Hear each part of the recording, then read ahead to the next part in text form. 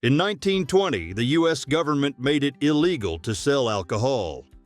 By 1933, when the law was repealed, the men who had broken it for 13 years controlled more of the liquor industry than any legitimate company. Prohibition was, by accident, the biggest business training program in American history. Here are 20 facts that show exactly how it happened. Number 1. NASCAR was born from bootlegging. Here's the thing. America's biggest auto racing series started with people running from the police. During Prohibition in the 1920s, selling alcohol became a crime. In the South, smugglers known as bootleggers needed to transport homemade whiskey along dirt roads without getting caught. The solution was to modify their cars. On the outside, they looked like ordinary vehicles, but underneath, they had reinforced suspension to handle the weight of the bottles and modified engines powerful enough to outrun police cars. It was disguise and speed in the same machine. When Prohibition ended in 1933, these drivers were left with their fast cars and their habit of putting the pedal to the metal. Before long, they started racing one another on the same roads where they had once escaped the law, just to prove who was the best. In 1948, a man named Bill France Sr. organized these races and founded NASCAR. That's right. Behind all the glamour of the racetrack is an origin that truly began with crime. Number 2. Arnold Rothstein, the man who bought the World Series. Imagine paying an entire team to lose on purpose. That's what happened in 1919 when 8 Chicago White Sox players agreed to throw the World Series. The mastermind behind the scheme, Arnold Rothstein, known on the streets of New York simply as the Brain. Rothstein wasn't your average gangster. He never got his hands dirty with the product. He was the banker of the underworld. He lent money to bootleggers during Prohibition and took a nice cut of the profits. Think of him as the Wall Street of the criminal world, financing the people who worked the streets. But living that way comes at a price. In 1928, during a poker game, he was shot at the Park Central Hotel in Manhattan. He died 2 days later, and even from his hospital bed, refused to say who had shot him. The detail that makes everything more complicated. Rothstein owed money to half the world at the same time, so the killer was never identified. When everyone wants you dead, it's hard to know who pulled the trigger. Number 3. When the U.S. government poisoned its own people. Here's a story you won't find in school textbooks. During Prohibition, drinking was illegal, so bootleggers stole industrial alcohol from factories, found a way to clean it, and resold it as liquor. The government uncovered the scheme, and Washington's response was chilling. Instead of simply arresting the smugglers, the federal government ordered factories to mix poison into industrial alcohol, methanol, benzene, and other deadly substances. The idea was to scare people away from drinking. The disturbing part, they knew exactly what was going to happen. Bootleggers took that poisoned alcohol and sold it to the public anyway. And that's exactly what happened. Between 1912 and 1933, estimates say anywhere from 10,000 to as many as 50,000 Americans were killed by their own government, depending on who you ask, people who just wanted a drink after work. To this day, no president or government agency has admitted that it was done on purpose. Number 4. Jake Leg. 50,000 people paralyzed for life. Imagine waking up one day and no longer being able to keep your legs steady beneath you. That's what happened to thousands of Americans in the early 1930s. During Prohibition, a lot of people drank a tonic called Jamaica Ginger, nicknamed Jake. It was sold as medicine, but it contained a lot of alcohol. It was a way to drink without breaking the law. The problem started when some manufacturers, trying to fool inspectors, mixed in a chemical called TOCP. No one realized it, but the substance slowly destroyed the nerves.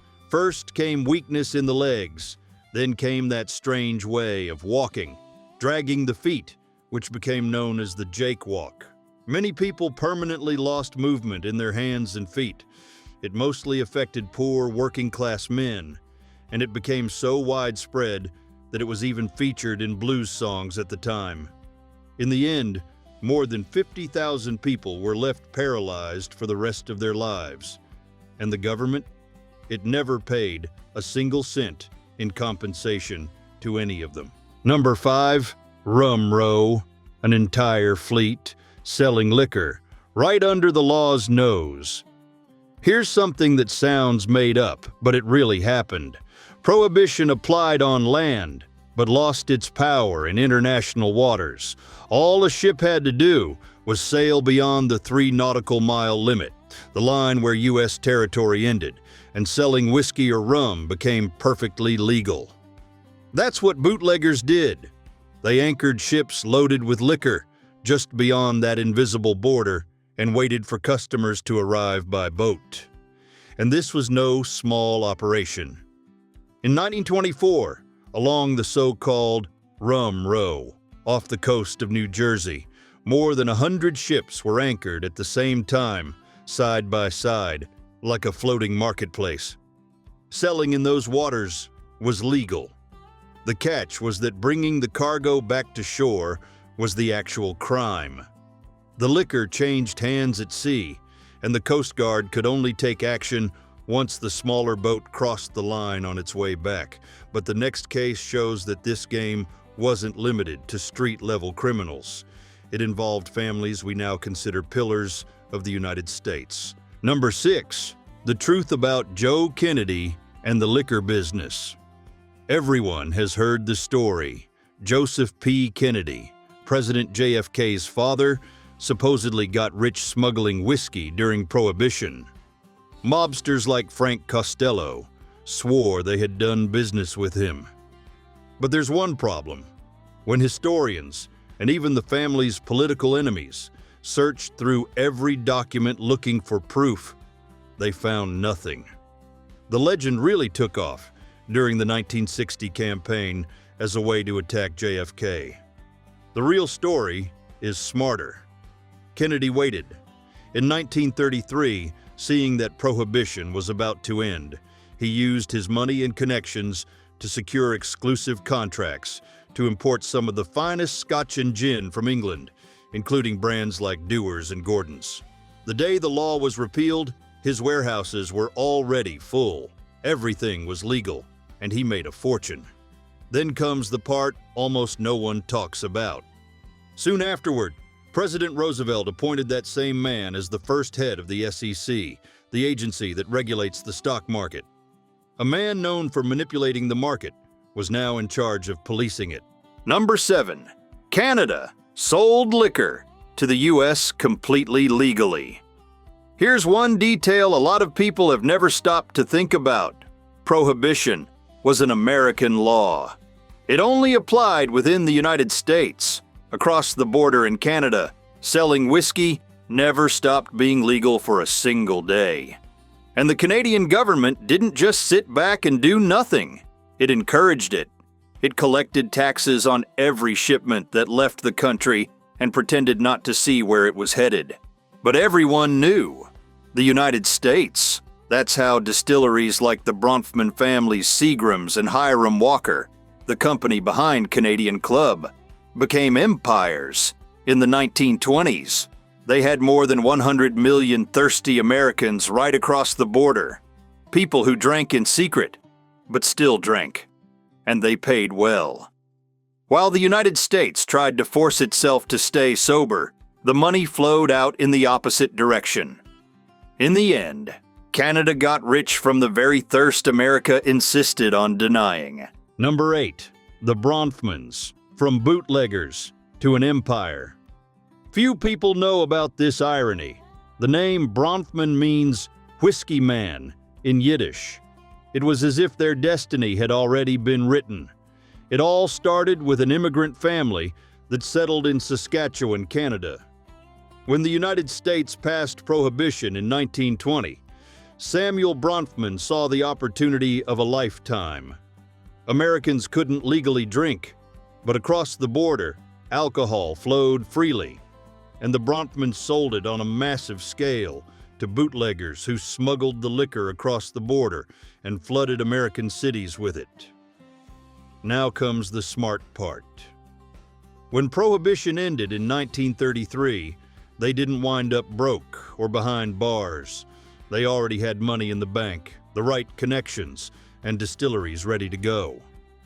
Before long, Seagram became the largest liquor producer in the world, owning brands like Crown Royal. To this day, nearly a century later, the Bronfmans remain one of Canada's richest families. Number 9. Bootleggers created modern logistics. Think about this. When Prohibition banned alcohol in the United States in 1920, no one imagined that criminals would solve a problem legitimate companies didn't even know they had. To move liquor from one coast to the other without getting caught, bootleggers had to build everything from scratch. They set up refrigerated trucks to keep the liquor from going bad along the way. They created secret codes to communicate across state lines long before any company thought of doing it. They arranged credit between partners based on nothing but their word, since no one was going to a bank to ask for a loan to sell illegal whiskey. And they divided territories through agreements that no one signed, but everyone respected. It was an empire built in the shadows, with its own rules. The most interesting part? When Prohibition ended in 1933, many of those ideas didn't disappear. Today, logistics experts recognize that much of the distribution system that drives American commerce was born in the hands of people who lived outside the law. Number 10. Bootleggers created wine regions. Have you ever had a good California wine and wondered if it might exist because of Prohibition? Well, that's pretty much what happened. When alcohol was banned in 1920, there was one loophole in the law. Each family could make up to 760 liters of wine at home for personal use.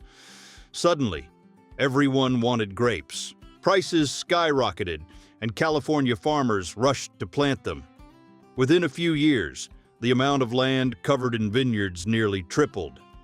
A thick-skinned grape called Alicante Bouschet became incredibly popular because it could survive the long train ride to cities in the East, where immigrant families made their own wine in their garages. When Prohibition ended in 1933, those lands were already covered with mature grapevines, and the people who had planted them had a head start. Many of the wineries that make high-quality wine in Northern California today planted their first vines during that very period. Alcohol was banned, but grapes had never grown so much. Number 11. When crime paid the neighborhood's bills. In the early 1920s, during Prohibition, something strange was happening in immigrant neighborhoods across major American cities. Italians, Irish people, and Jews who had just arrived were struggling to get by, and the government barely paid any attention to them. Who did? The liquor bootleggers. In parts of Chicago and New York, it was the bootleggers who funded community hospitals, parish schools, and even assistance for people who lost their jobs. And here's the part that really hits home. The residents knew where every penny of that money came from, and they didn't care one bit. To them, the math was simple. Government money never showed up. Crime money arrived every month right on time. On those streets, no one could tell where the gangster ended and the benefactor began. It was the same hand, reaching into the same pocket, and the Coast Guard, which was supposed to stop all that smuggling out at sea. The next fact shows why it was almost completely useless. Number 12, the Coast Guard had no way to win this war. Think about it. In 1920, The government banned alcohol and handed the Coast Guard the job of patrolling the entire U.S. coastline. The problem? At first, Congress didn't provide a single extra cent for it. Meanwhile, bootleggers lined up entire fleets of ships loaded with liquor in international waters, the famous Rum Row. Off the New Jersey coast alone, dozens of them were sometimes anchored at the same time. And there was more. Speedboats transported the liquor at night and easily outran the Coast Guard's slow vessels. In 1923, the Commandant himself, Admiral William Reynolds, admitted in a letter to the government that his ships were stopping only a small fraction of the river of liquor flowing into the country. He asked for 20 new cutters, hundreds of patrol boats, and thousands of men. Congress approved less than half the money. In practice, the law existed on paper, but at sea, the bootleggers were the ones calling the shots. Number 13. The credit system among bootleggers. Imagine a business so big that paying in cash became a serious problem. That's what happened during Prohibition. The illegal liquor trade moved so much money that carrying suitcases full of cash became dangerous and impractical. The bootleggers came up with their own solution, a system of promises to pay known as IOUs. Here's how it worked. A supplier in Detroit would accept a note signed by a distributor in Chicago. That piece of paper had real value within the network. And here's the interesting part. Those notes began changing hands as if they were money. When people trusted each other's word, they could close a deal on the spot. Decades later, economists studied how the whole thing worked and reached a conclusion no one expected. That system, built outside the law with no written rules, was more efficient than many legitimate banks at the time. And it was all held together by one thing: a person's word. Number 14, the best quality control of the era was in the hands of criminals. Think about this. During Prohibition, the most reliable beer in the United States didn't come from a legal brewery. It came from Al Capone's bootlegging operation. Capone ran Chicago and treated beer like serious business. He paid skilled brewmasters very well, people who knew what they were doing, and demanded that every batch come out exactly like the one before it. Spoiled beer or bad flavor? That didn't happen under his command. And here's the part that really stands out. When Prohibition ended in 1933 and beer became legal again, many licensed breweries were putting out a worse and less consistent product than the country's biggest bootlegger. The reason was simple. Unhappy customers complained.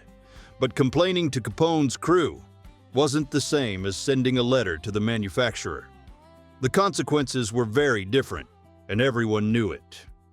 In the end, the man who lived outside the law maintained the highest quality standards in the entire industry. Number 15. The churches that became wineries. When Prohibition arrived in 1920, alcohol was banned across the entire country. But the law left one door open. The Volstead Act allowed wine used in religious ceremonies. And that's when something curious happened. Suddenly, a lot of people became devout. Church pews and synagogues filled up, and fake priests and rabbis even appeared, setting up phony congregations just to qualify for that wine allowance. Sacramental wine production skyrocketed by nearly 700%. Meanwhile, grape producers found another way around the law. They sold blocks of concentrated grape juice with a warning that was basically the recipe itself. Do not leave it in the pantry for 20 days, or it will turn into wine. One of those products was created by Giuseppe Gallo, father of California's famous wine brothers. Everyone understood the message. The government wanted to dry out the nation, but the door of faith had been left wide open, and that was how the liquor kept flowing freely, right under the law's nose. Number 16, The first criminal operation to offer employee benefits. Think about it. What would you expect from a crime boss? Probably violence, fear, and dirty money. But Al Capone's organization in Chicago operated in a way that might surprise you. The men who worked for him received their pay every week, right on time. When one of them died on the job, his family wasn't left with nothing. There was a kind of informal pension to help his widow and children. Medical expenses were also covered, and they even received paid days off. Something rare at a time when few employers offered it. When the government arrested Capone in 1931, investigators seized the gang's accounting books, and what they found stood out. When it came to personnel, the operation was more organized than many legitimate businesses at the time. In the end, the American Mafia was one of the first organizations to offer its workers what we now call a benefits package. Number 17. The first great transfer of wealth. Imagine shutting down every bar, brewery, and distillery in an entire country all at once. That's exactly what the United States did in 1920 when it banned alcohol. But there's one detail almost no one talks about. That money didn't disappear. It simply changed hands. For 13 years, honest businesses went under. People who had worked their entire lives lost everything. And who took the profits? Organized crime. The numbers are staggering. Economists estimate that between $11 and $36 billion moved out of the hands of legitimate businesses and into the pockets of bootleggers and gangsters.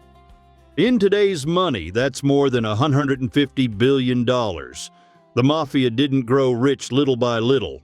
It was born rich, financed by that law.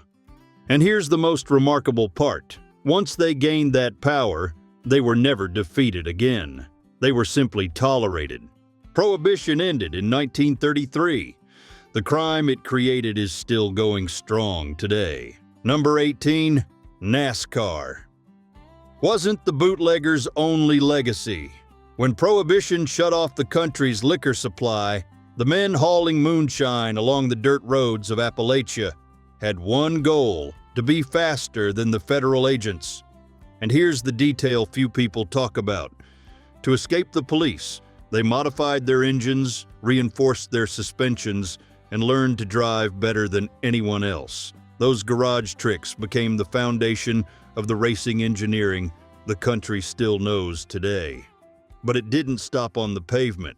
To deliver the whiskey without getting caught, they built distribution networks with routes, schedules, and exchange points, a logistics system that legitimate companies would copy years later. And the home distilling techniques passed down from father to son in the mountains helped shape the American way of making whiskey, with recipes that still survive in respected distilleries today. In the end, the criminal industry accidentally became a laboratory for innovation. What began as a way to outrun the law ended up helping drive the country forward. Number 19. Repeal handed the market over to criminals. When Prohibition ended in December 1933, everyone celebrated, thinking the problem had been solved. But think about this. For 13 years, the only guys who knew how to produce, transport, and sell liquor on a large scale were criminals. They had the suppliers, the trucks, the connections with bar owners, and loyal customers. The government legalized alcohol, but it had nothing in place. No licensed factories ready to go, no distribution network up and running. And guess who already had all of that in operation? The same bootleggers who had spent more than a decade dominating the business. Economic estimates show that former bootleggers controlled about 30% of the legal liquor market in the United States by 1940. They simply changed clothes. They took off their gangster hats and put on business suits. The product was the same, the customers were the same, and the operation was the same. The only difference was that they now paid taxes. In practice, legalization didn't defeat organized crime. It simply gave it a tax ID. Number 20. The corporate model of crime survived everything. Here's something few people stop to think about. When Prohibition ended in 1933, the gangs didn't disappear. They had already spent 13 years building something that operated like a real corporation. They had territorial divisions, a chain of command, distribution logistics, and even a franchise system between cities. That model was so efficient that it simply moved into other illegal markets: gambling, prostitution, and decades later, drug trafficking. Economists who study organized crime point to Prohibition as the period that shaped the largest criminal organizations of the 20th century in the United States. In practice, the federal government accidentally created a business school for outlaws. A black market that moved billions of dollars a year served as a laboratory where bootleggers learned how to run complex businesses. And when the law was repealed, many of those operators simply opened legitimate businesses using the exact same structures. Crime hadn't just been crime. It had been corporate training, financed by American law itself.